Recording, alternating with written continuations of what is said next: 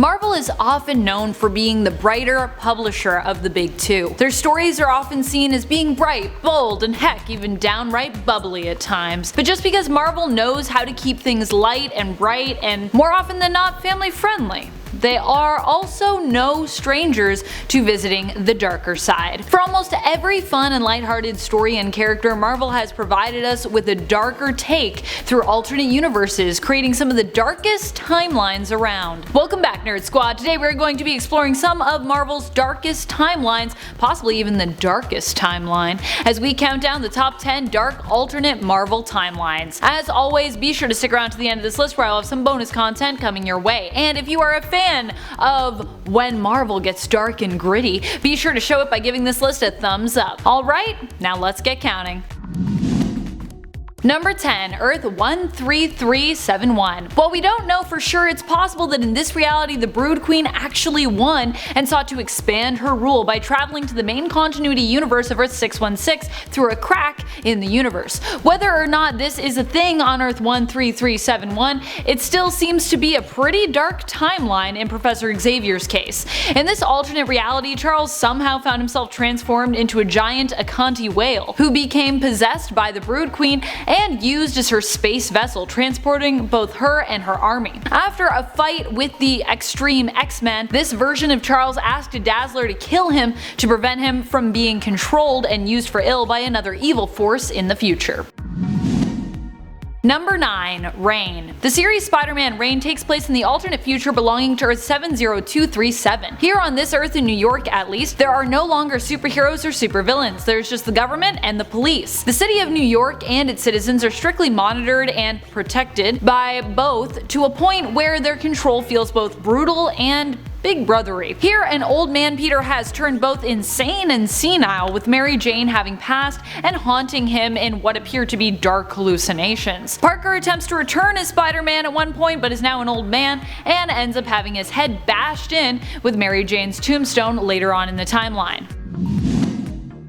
Number 8, Earth X. This reality was created by Alex Ross and Jim Krueger in the late 1990s, and was meant to be Marvel's equivalent to DC's Kingdom Come. It was a lot more spacey than DC's Kingdom Come, but it wasn't any less dark. Earth X's alternate reality of 9997 explored a world where Earth was forever changed when the Inhumans decided to release a ton of Terrigen mists into the air to create more supers. This created a ton of chaos on Earth as people were popping up with superpowers everywhere, but it gets even more crazy when it's discovered a celestial egg is growing within the Earth's core, and the Celestials come to eliminate the human race. Franklin adopts the mantle of Galactus and joins up with his father, Mr. Fantastic, and Black Bolt to defeat the Celestials and destroy the egg. But this creates a bunch of other problems, leaving the Earth unstable and setting off a ton of natural disasters.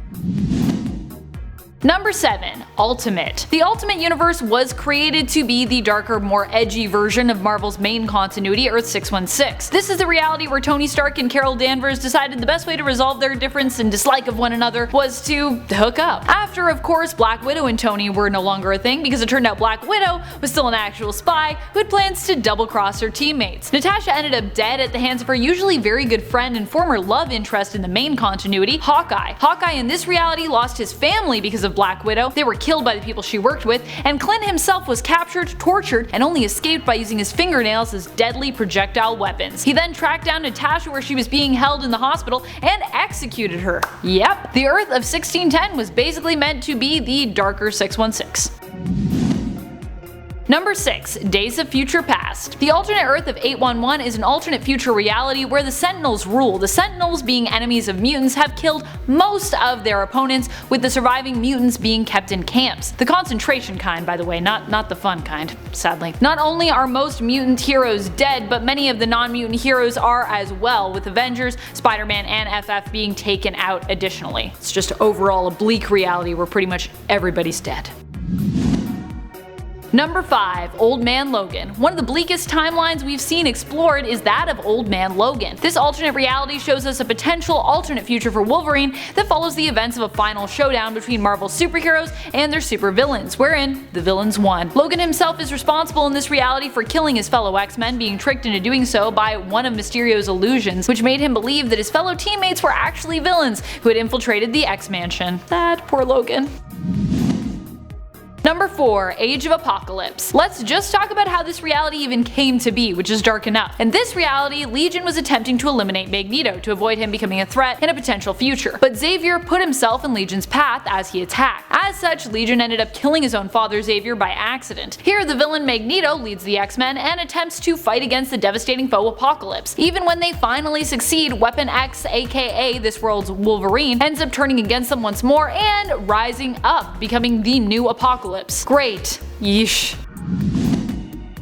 Number 3. Zombieverse. One of the darkest realities and most well-known alternate realities belonging to the Marvelverse is the Zombieverse of Earth 2149. In this reality, pretty much every hero or villain you know, love, or despise has been turned into a zombie or has been killed. And many of the non-powered characters that you may have loved, well, a lot of those people are dead. Evil Dead character and well-known undead fighter Ashley Williams also makes an appearance in this reality. He ends up working his way into one of the last places that is safe from the infection on Earth, Castle Doomstat, the home of Dr. Doom. While Ash ends up surviving the events, Doom and many others end up perishing as even the castle later becomes overrun, while Doom rushes to save the survivors he was housing, ushering them through a portal which Doom plans to close behind them. Still, Doom doesn't get to escape. He just gets to be zombie food.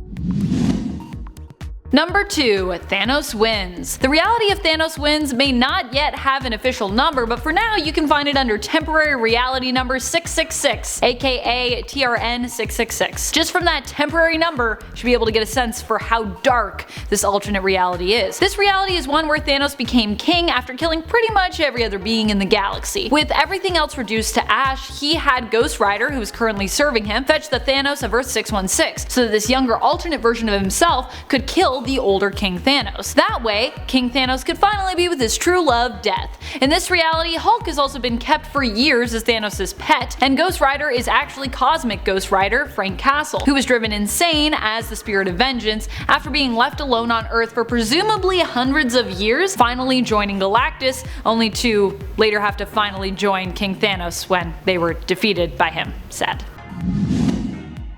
Number 1. Cancerverse. In this reality, Lovecraftian elder gods known as the Many-Angled Ones made a deal with the cancer-ridden Mar-Vell. Instead of Mar-Vell dying like on Earth 616, he ended up curing the reality of the concept of death using a ritual. It's not good. Without any more death, life transformed into something darker without anything to keep it in check. It's bad news. All of the heroes of Earth 10011, the Cancerverse reality, became corrupted, and Franklin Richards became a host for the Many-Angled Ones, as described in Annihilation Scourge. The Cancerverse also attempted to infiltrate the main continuity of Earth 616 at one point, aiming to spread their corruption. It's a scary place, the Cancerverse. Thank you so much for watching, Nerd Squad. I hope you enjoyed taking a walk on the dark side with me. Which dark alternate reality of Marvel's is your favorite? Are any too dark for you? What is your favorite alternate reality overall? Let us know in the comments below. And speaking of comments, it's time to turn to some comments from one of our latest videos, Top 10 Marvel Empire Event Biggest Character Changes. Torinator Eliminator asks, "Hey Amanda, how many superhero shirts do you own? They're awesome." Thank you. I actually love that my black crop top with the window has just become known as my Power Girl shirt now. I just find that delightful. I'm not sure how many superhero shirts I own total, but I feel like it's definitely over 10.